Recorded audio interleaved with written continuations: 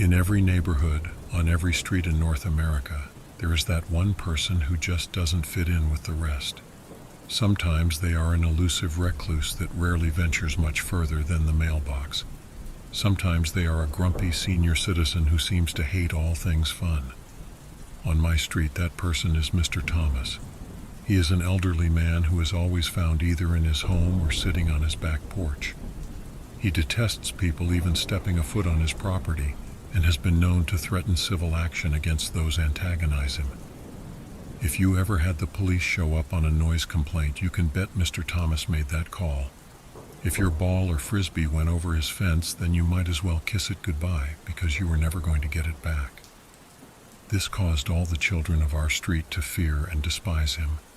He was the grumpy boogeyman of Wilson Street. It is sad, really, because us older children remember a time when none of that was the case. When I was a boy, Mr. Thomas was the sweet old man from down the street. Whenever you walked by, he was always on the front porch with a smile on his face, ready with a friendly wave and a pleasant hello. Mrs. Thomas would always have treats on hand, and nothing could beat her homemade gingerbread cookies. When it came to Halloween and Christmas, no one went more all out than the Thomas house. They were the shining jewels of the neighborhood and beloved by all. That was until 6 years ago, when everything changed.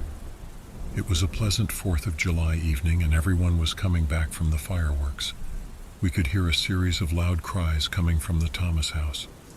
My parents and I rushed over to find Mr. Thomas sitting on his back porch with his face covered in tears.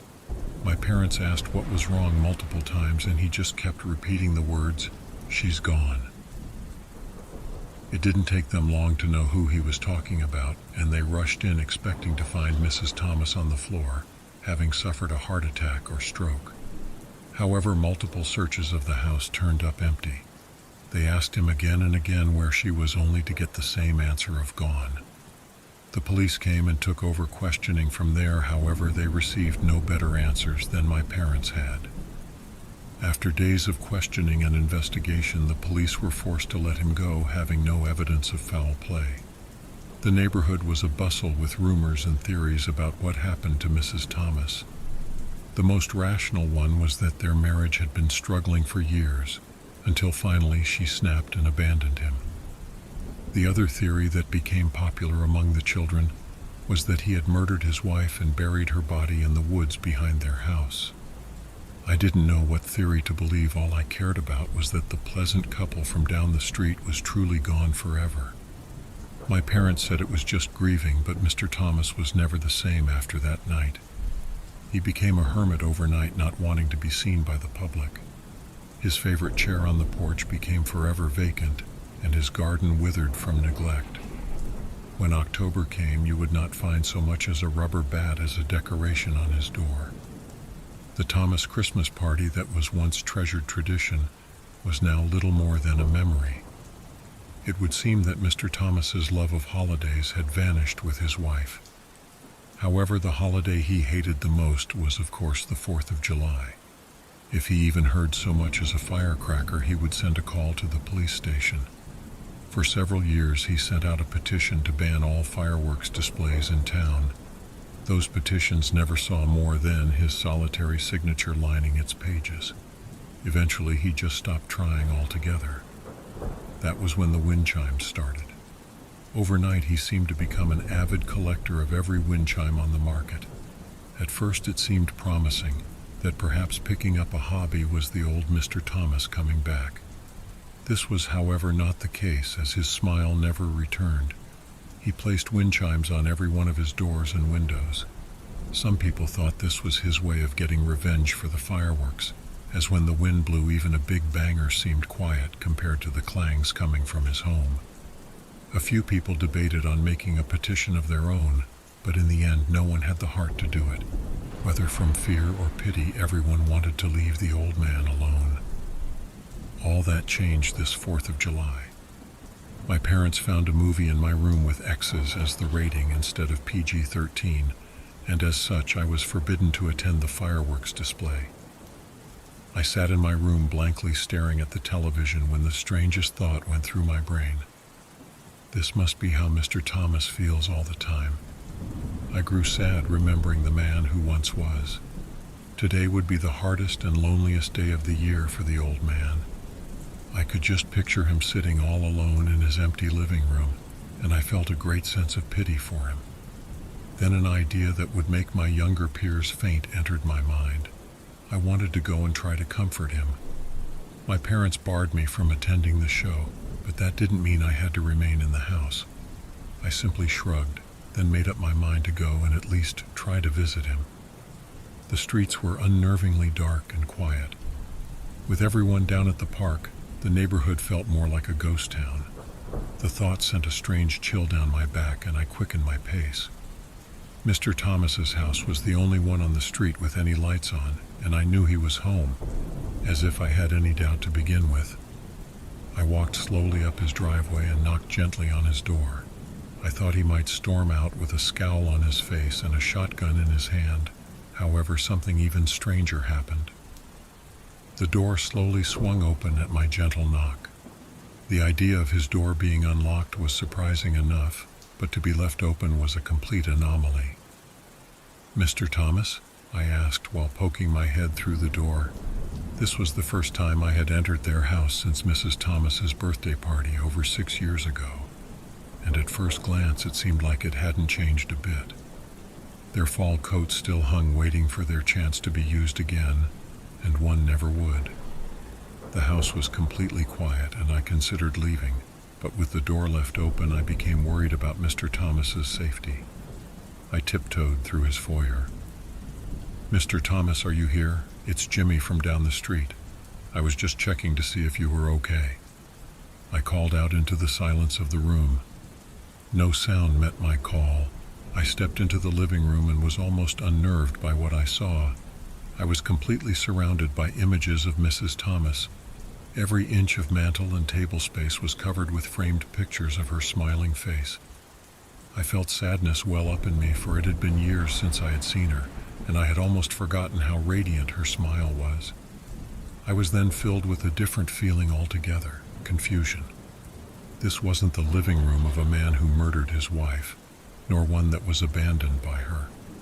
Whatever happened to Mrs. Thomas, her husband loved and missed her terribly. I turned towards the dining room and was instantly assaulted by a very different series of images. Covering all the walls were drawings and paintings that I couldn't quite make out. Some of them were of splashes of color in a spiral, others of tall black figures with no discernible features. The images that unnerved me the most were of a pair of black and purple orbs. It seemed to be that Mr. Thomas had drawn these the most. They ranged in quality, with some looking like they were drawn with shaking hands, and others looking like a master painter had drawn them. Those orbs seemed to drill right into me, and I became uncomfortable in their presence. The drawings were so erratically placed on every inch of the walls that they radiated with a single word: madness. I considered leaving then and there, but that was when I spotted the door. Laying on the hardwood floor was the door leading to the basement. It had been ripped clean off its hinges from the outside. I went over and tried to lift it, only to discover that this door was made out of solid steel. This was the type of entryway that you might find on a bomb shelter. It possessed every type of lock known to man, and yet someone or something had torn it off as if it were plastic. I felt fear like I had never known take hold of me, and it was taking all my will not to run away screaming. Leading away from the basement was a trail of scratch marks heading towards the back door. It looked as if someone was dragged across the floor, fighting the whole way. A voice in my head was screaming for me to run, to go home and call the police. But what if Mr. Thomas needed help now? I couldn't abandon this old man when it seemed like his life was in danger. Against all logic, I followed the trail of scratches leading to the back porch. The backyard showed even more signs of a struggle. The balcony rods were missing chunks of wood, as if someone grabbed on with all of their might. In the lawn, several patches of grass were pulled out by the root. I could see a clear imprint of a body being dragged right into the woods, and it looked very fresh. My fear screamed at me, but I could not let it control me now, so I ran straight into the field of trees. I stepped quickly and carefully through the foliage of the forest. I did not know who was taking Mr. Thomas, but I knew that I could not let them hear me no matter what. The forest seemed far too quiet for a calm summer night. There were no creatures scurrying around, no owl looking for prey. They had all been smart enough to hide from the forest's invaders. The moon shone overhead, sending long shadows through the trees. I could feel my childhood fear of those shadows creeping up like a spider, and I began to shake. Looking back, it seemed to be so foolish to be afraid, for I was about to find out that there were things much worse than shadows and trees to fear. The trail ended in a small clearing, and there I could see Mr. Thomas kneeling in the dirt. I was about to call out to him, but that was when I noticed he was sobbing. I felt as if I had gone back in time, for those were the same sobs we had all heard exactly 6 years prior. He looked up into the dark trees on the other side of the clearing and began to beg. "Please just give her back. I don't care what happens to me. Just give her back, you bastards." I thought for a moment that he may be suffering from a delusion, for we were alone out here, but that was when I saw them and I had to stifle a scream. At the other end of the clearing, what I initially mistook for shadowy trees were actually figures. The figures were pitch black and impossibly long. Their bodies were completely disproportionate, with legs that were far too thick and arms that were far too thin. They had to stand at least 7 feet tall, with elongated skulls.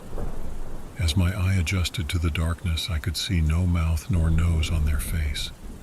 They seemed to be covered in a layer of thick ooze. That was when I got a whiff of their scent and almost gagged. Their odor was beyond horrible and completely indescribable. There was nothing on this earth that matched their scent. It was at that moment that the thought occurred to me that these figures were just that, not of this earth. The thought had me gasping audibly before I could control myself. All of the figures' heads snapped to me at once, and I could see their eyes for the first time. My blood turned cold in my veins as I stared into those eyes, and in an instant I understood what those orbs in the drawings were. Their eyes were as black as their skin, and yet held a strange violet sheen to them. These were eyes that had seen countless worlds and galaxies, eyes that held the secrets of the universe, and now they were focused on me. A strange and nearly skeletal hand rose from the darkness. The hand bore only 3 fingers, and each tipped with a bulbous frog-like pad. 2 of the fingers curled, leaving one pointed directly at me. Mr. Thomas turned around and noticed me for the first time. His eyes held fear at first. Then the eyes turned to a look of pure guilt and sorrow. A single tear fell from his left eye, and I knew he was apologizing to me. As if summoned by some invisible force, Mr. Thomas was pulled into the forest so quickly, a scream didn't even have time to rise from his throat. The black figures seemed to dissolve into shadows as if they never were. For a second all was quiet. Then came a mighty force of wind. The blast sent every chime on the house shrieking into a crescendo of deafening music. I was forced to cover my ears to try and muffle the sound in vain. I looked up just in time to see a spiral of blinding color shooting into the sky. In what could only be the result of careful planning, the color spiral reached its peak height just as the town's fireworks began blasting into night. The anomaly was lost in a sea of colors, and when all was finished, nothing remained in the sky but a mass of smoke. I don't know how long I stood there simply staring at the night sky. Eventually my natural instincts kicked in, and I slowly made my way home so my parents wouldn't know I had left. I told them nothing when they came home. I debated on telling the authorities about what I saw, but would they believe such an impossible tale from a boy of barely 13? I thought not. No more than they would believe an old man whose wife had just disappeared. I simply kept my mouth shut and let nature take its course. It took the authorities 8 days to discover that Mr. Thomas was gone, and even then it was only because the mailman noticed that his box hadn't been emptied. The police were as clueless to his disappearance as they were with his wife. In the end, most people believed that he left town and committed suicide. Mr. Thomas, the so-called boogeyman of Wilson St., was gone. He leaves behind no family and no next of kin. He only had 2 true pieces of inheritance, of which I am the sole benefactor. These are madness and solitary knowledge that these creatures will be back.